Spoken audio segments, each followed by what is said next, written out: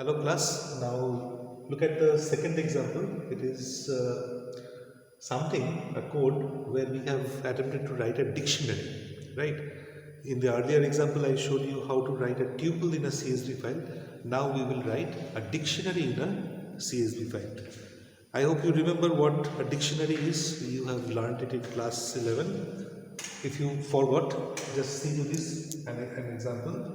Dictionary has to be written in a pair of curly bracket, you know that, and it's written in the format of key equal to value. So we don't write equal to sign, we give colon. Key colon value, key colon value, key colon value. That is how it goes. Now we imagine that we are going to write a dictionary, fine. Like this is a dictionary, you can make out it's in a curly bracket. This is another dictionary, another curly bracket. Fine. Did you observe one thing, that they have the same kind of keys? In both the dictionary, the key name is same. Fine. Why it is same? I'm just coming to this point later. Now look at this. I imported a CSV file as usual.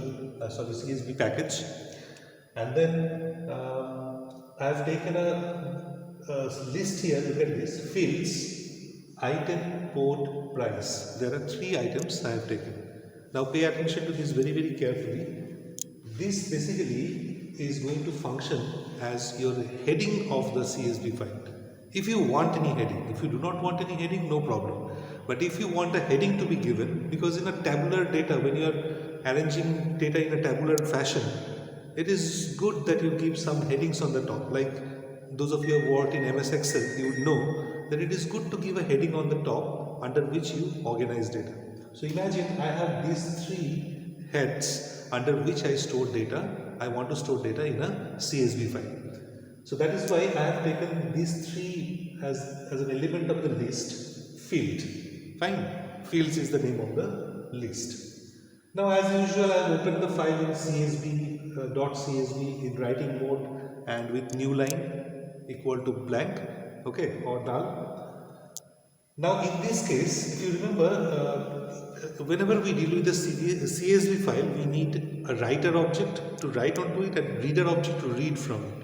Here the name of the object will be slightly different. What is it? Here we use an object, writer object, but we use a class called dict writer. It's not the writer class object we use here.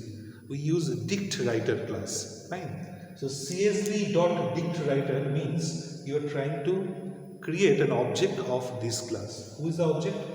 WOBJ is an object. So basically what has been done here? An object WOBJ has been created of the class dictWriter, which is the part of this CSV package. Fine. Now whenever we create a class, sometimes a function is also very much closely associated with it. That function is called a constructor function. That we will learn later, forget about it now. So that is why this function symbol is there, and F, that is my file object, that has to be connected to my write object, okay, that you know. Previously also we have done the same thing, and here now we have to mention fields. What is the fields here? Fields is the name of that particular list. What is that list? That list has as items stored its header. Fine. If you do like this, it's not compulsory, but if you do it, then the advantage is what? The advantage is, look at this, the next line I wrote, WOBJ, okay, that is the dict writer object or writer object, dot write header, there is a function. The moment you write a write header here, it will understand that, WOBJ will understand that in the CSV file, it requires to write a heading. And where the heading will be found from? It will try to find the heading while creation, the list you have mentioned, that list will be having its elements as the heading. So it will find for that list. Fine. So that is what is the significance of this list here. Right?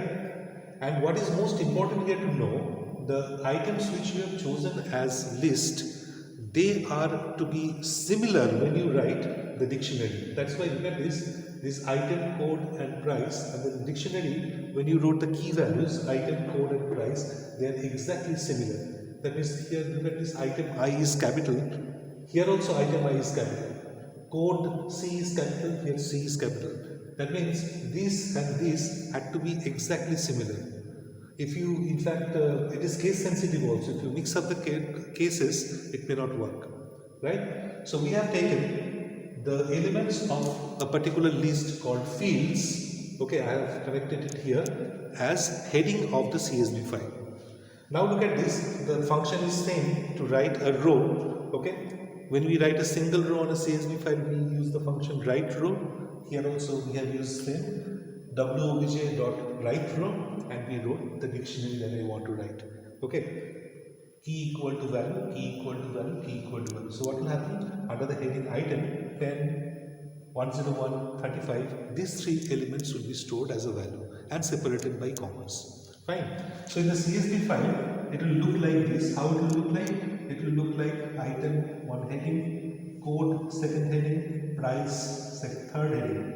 Under this, these values 10, 101 and 35, they will be stored as comma separated lines. And then here look at this, the same thing will happen with the second dictionary when I wrote immediately after that. Pencil 102 separated by comma and 6. That is how they are going to be stored in the CSV file.